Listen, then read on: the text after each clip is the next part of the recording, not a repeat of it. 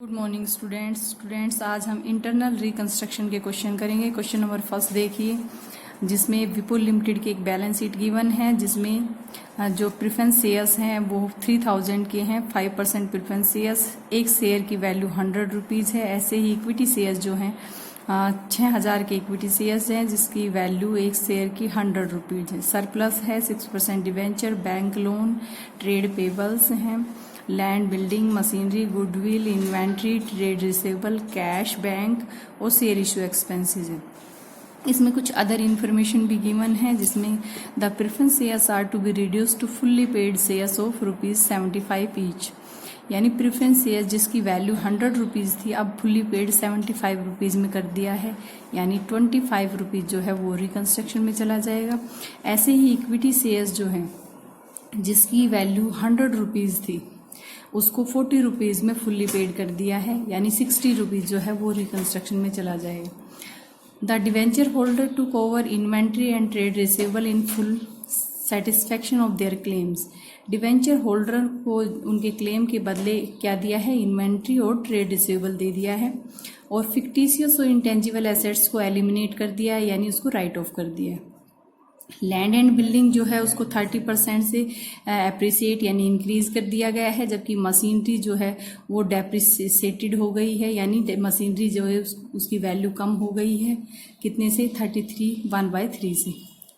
जो रिकंस्ट्रक्शन के एक्सपेंसेस हैं वो 4500 हैं, और इसमें कहा है कि जो एंट्री है वो कीजिए। तो हम एंट्री करते हैं क्वेश्चन की।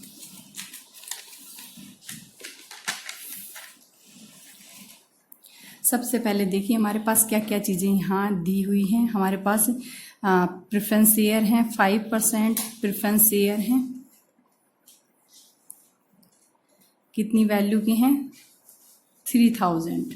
और हमारे पास इक्विटी शेयर कैपिटल जो है हमारे पास दे रखी है 6000 की, और ये भी 100 रुपीज़ की दिए हुए हैं, और ये भी 100 रुपीज़ के बैलेंस शीट में गिवन है। अब जो प्रेफरेंस शेयर्स हैं वो 75 रुपीज़ में फुल्ली पेड मान लिए गए हैं, और ये 40 रुपीज़ में फुल्ली पेड मान लिए हैं। तो अब एंट्री पहले हम करते हैं प्रेफरेंस शेयर की। तो एंट्री करेंगे 5% preference share account debit to 5% preference share to reconstruction account. तो यहाँ देखिए हमारे पास एक शेयर की वैल्यू 100 रुपीज़ थी, और टोटल नंबर ऑफ शेयर्स हमारे पास थे 3000 के। तो ये हमारे पास टोटल हो गया 3 लाख। और अभी जब हमने इसको 75 रुपीज़ में फुल्ली पेड कर दिया है, कितने शेयर्स, नंबर ऑफ शेयर 3000, तो ये वैल्यू हमारे पास आती है 2,25,000 की। और रिकंस्ट्रक्शन में कितना गया, 25 इंटू में 3000, यानी 75,000। तो ये पहली एंट्री हमारी कंप्लीट हो गई है। सेकंड एंट्री जो है वो हमारी इक्विटी शेयर्स की है। किस तरीके से करेंगे, ऐसे ही करेंगे, equity share capital account debit to equity share capital to reconstruction account. यहाँ देखिए हमारे पास नंबर ऑफ शेयर हैं 6000, और एक शेयर की वैल्यू थी 100, यानी 6 लाख। और अब हमें फुल्ली पेड कितने में किया है, 6000 शेयर्स हैं, फुल्ली पेड किया है 40 रुपीज़ में, यानी 2,40,000, यानी 60 रुपीज़ जो है वो किस में चला गया, रिकंस्ट्रक्शन में चला गया, जिसकी वैल्यू क्या होगी, 3,60,000। तो ये हमारे पास दूसरी भी एंट्री हमने कंप्लीट कर दी। थर्ड एंट्री कह रहा है कि डिवेंचर होल्डर जो है उन्होंने क्या ले ली है, इन्वेंट्री ले ली है और ट्रेड रिसेबल ले लिए। तो डिवेंचर्स हमारे कितने परसेंट हैं, 6%। 6% डिवेंचर्स अकाउंट डेबिट, क्या क्या दिया बदले में, टू इन्वेंट्री और टू ट्रेड रिसीवेबल। कितनी अमाउंट की हमारे पास बैलेंस शीट में, ये ये हमारे पास दे रखे हैं, इन्वेंट्री दे रखी है, वो दे रखी है 65,000 की, और ये दे रखी है 65,000 और ये 70,000। ये दोनों वैल्यू हमारे पास गिवन है। डिवेंचर्स जो टोटल वैल्यू थी वो हमारे पास थे 1,50,000। तो 1,50,000 में दोनों वैल्यू लेस करेंगे तो हमारे पास क्या आ जाएगा, बची हुई वैल्यू रिकंस्ट्रक्शन में चली जाएगी। बची हुई वैल्यू हमारे पास आती है 15,000 की। तो ये हमारी 3 एंट्री हो गई। उसके बाद चौथी एंट्री जो है, ये दो होने के बाद फिक्टिशियस और इंटेंजिबल एसेट जो उसको एलिमिनेट करने हैं, उसको हम लास्ट में करते हैं एलिमिनेट। पहले हम देखेंगे कि बाकी के अमाउंट हमारे पास क्या दे रखी है। कह रहे हैं कि लैंड एंड बिल्डिंग जो है उसको 30% से बढ़ा दिया है। लैंड एंड बिल्डिंग की जो वैल्यू थी वो हमारे पास दे रखी है 3 लाख की, तो उसको बढ़ाया है 3 लाख की अमाउंट है और उसको 30% से बढ़ाया है, मीन्स 90,000 जो है वो बढ़ गई। तो यहाँ हम एंट्री क्या करेंगे, एंट्री करेंगे हम लैंड एंड बिल्डिंग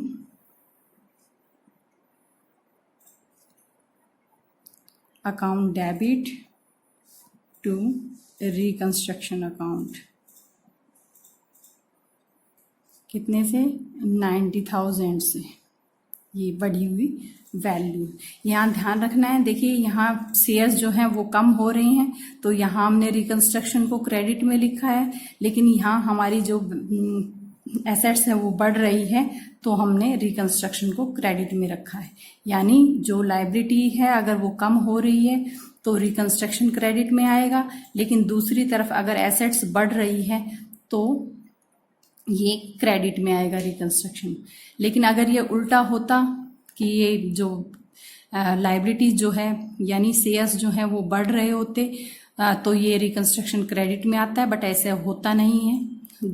जबकि अगर एसेट साइड में, अगर आप एसेट साइड में जो भी एसेट्स है अगर वो कम हो रही होती तो रिकंस्ट्रक्शन को हम डेबिट करते और वो एसेट्स को हम क्रेडिट करते। लेकिन जो क्रेडिट की हुई वैल्यू होती है इसमें, यानी अगर आपकी जो एसेट्स है अगर वो कम होती है, वो डेप्रिशिएट होती है, तो उसको हम हमेशा राइट ऑफ करते हैं। ठीक है। नेक्स्ट जो एंट्री है वो है मशीनरी है। मशीनरी जो है वो डेप्रिशिएट हो रही है, तो इसको हम लास्ट में इसकी एंट्री करेंगे क्योंकि ये भी क्या होगी, राइट ऑफ होगी। तो इसकी लास्ट में एंट्री करेंगे। लास्ट में एंट्री किस तरीके से करेंगे, जब ये कम हो रही है तो रिकंस्ट्रक्शन को डेबिट करेंगे, यानी रिकंस्ट्रक्शन अकाउंट डेबिट टू हमारे पास है मशीनरी, तो मशीनरी को हम क्या करेंगे, क्रेडिट करेंगे। तो ये जब आगे एंट्री आएगी तो मैं बताऊंगी। नेक्स्ट जो एंट्री है वो है लिक्विड रिकंस्ट्रक्शन के एक्सपेंसेस हैं 4500 के। तो जो भी एक्सपेंसेस हो डेबिट होते हैं, तो reconstruction account debit to bank कितने हैं, 4500 के। तो ये एंट्री हमने कर ली है। अब हमारे पास लास्ट एंट्री, अब हमारे पास बचा क्या क्या चीजें आती हैं। देखो रिकंस्ट्रक्शन में क्या आ रहा है, 4500 यानी 75,000 हमारा रिकंस्ट्रक्शन में ये आ गया है, 3,60,000 ये आ गया है, 15,000 ये आ गया है हमारे पास रिकंस्ट्रक्शन में। इनको हमने क्या करना है, ऐड करना है सबको, इनको। ठीक है। और ये वैल्यू जो हमारे पास है 4500 की, इसको हमने लेस करना है। तो इस वैल्यू को हम लिखेंगे, ये हमारे पास आ जाती हैं ये सारी वैल्यू जो है रिकंस्ट्रक्शन इसमें, यानी 75,000, 360, 15,000 और 90,000। इसमें से हमने इसको लेस करना है क्योंकि ये पे की अमाउंट। तो ये हम यहाँ लिखेंगे। एंट्री जो हमारी आएगी लास्ट में एलिमिनेट करने वाली, वो आएगी रिकंस्ट्रक्शन अकाउंट डेबिट। क्या क्या चीजें एलिमिनेट करी हैं, हमने की हैं फिक्टिशियस और इंटेंजिबल एसेट्स। अब इंटेंजिबल एसेट्स देखिए क्या क्या है हमारे पास।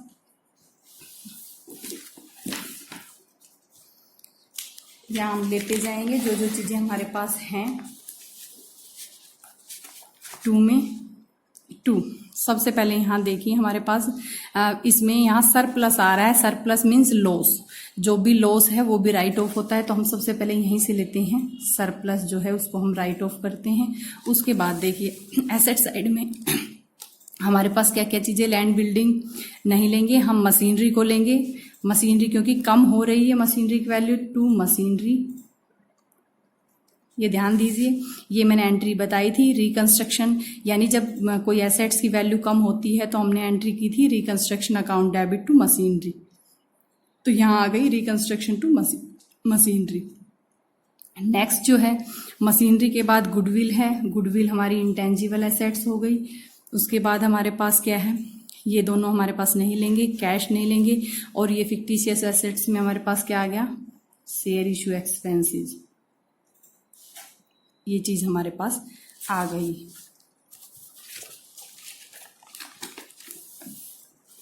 ये देखिए हमारे पास आ गई। तो हम सबसे पहले तो ये क्या करेंगे, 75,000 जो है इसको ऐड करेंगे, 360 ऐड करेंगे और 15,000 ऐड करेंगे। और ये रिकंस्ट्रक्शन ये भी हमारा क्रेडिट साइड में है, तो 90,000 रुपए की वैल्यू ये ऐड करेंगे। और इसमें से हम क्या लेस करेंगे, 4500, क्योंकि ये पैसा पे किया है। ये ध्यान रखिए, ये सारी क्रेडिट में है, इनको सबने हमने ऐड कर लिया। ये डेबिट में है, इसको हमने लेस कर दिया। अब जो बची हुई वैल्यू हमारे पास आएगी वो आएगी 5,35,500। ये वैल्यू जो है हमारे पास आ जाएगी। अब इसमें सरप्लस हमारा कितना है, सरप्लस क्वेश्चन में हमारे पास दिया हुआ है, ये हमारे पास 3,50,000 का है। मशीनरी जो थी वो हमारी कितने से कम हुई थी, 3,313 से। तो ये हमारे पास वैल्यू आती है मशीनरी की 1,50,000।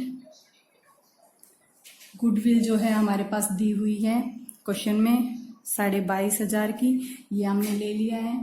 और इसके बाद हमारे पास और क्या है, शेयर इशू एक्सपेंसेस है। शेयर इशू एक्सपेंसेस जो है वो है 10,000 के, तो ये हमने ले लिया। तो ये हमारे पास यहाँ इस वैल्यू को हम ऐड करेंगे, यानी सरप्लस हो गया, मशीनरी, गुडविल और शेयर इशू एक्सपेंसेस, इसको हमने क्या कर लिया है, सबको ऐड कर लिया। और इसमें से हम लेस करेंगे। तो मैंने कहा था ये कभी भी डेबिट बैलेंस इसका नहीं बनेगा, या तो ये हमेशा बराबर आएंगे, यानी रिकंस्ट्रक्शन और ये वैल्यू जो है या तो बराबर आएगी, या हमेशा ये वैल्यू हमेशा ज़्यादा आएगी। अगर ज़्यादा आती है तो टू कैपिटल रिजर्व। तो यहाँ हमारे पास ये अमाउंट ज़्यादा आ रही है, तो यहाँ हमारे पास ये 3,000 रुपये जो क्या आएगा, कैपिटल रिजर्व में आ जाएगा। तो ये एंट्री जो है ये इसके अंदर होंगी। इसी तरीके से सारे क्वेश्चंस की एंट्री होंगी, आप लोग निकालिए, जो प्रॉब्लम आती है वो शेयर कीजिए, ठीक है। अब हम इसमें बैलेंस शीट बनाएंगे। बैलेंस शीट में हमारे पास क्या क्या चीज़ें हैं वो देखते जाइए। बैलेंस शीट यहाँ से उठा के चलेंगे। यहाँ हमारे पास देखिए बैलेंस शीट में हमारे पास ये वाली वैल्यू आ गई, 75 रुपीज़ में फुल्ली पेड कर रहा है, तो ये 225। उसके बाद हमारे पास ये वैल्यू आ गई, क्योंकि ये 40 रुपीज़ में फुल्ली पेड कर रहा है, ठीक है। डिवेंचर्स के बदले ये दोनों चीज़ें ले ली हैं, तो डिवेंचर्स ना तो डिवेंचर्स आएगा, ना ही इन्वेंट्री और ट्रेड रिसीवेबल लिखेंगे हम। यहाँ लैंड एंड बिल्डिंग जो है उसमें 90,000 रुपये को ऐड करके दिखाएंगे। और जो बैंक या कैश जो हमारे पास गिवन था उसमें से ये इतनी वैल्यू पे कर दी, तो बाकी बची हुई अगर वैल्यू है तो वो उसमें हम लिखेंगे। तो इस तरीके से हम बैलेंस शीट बनाएंगे। एक बार बैलेंस शीट देखिए किस तरीके से बनाएंगे।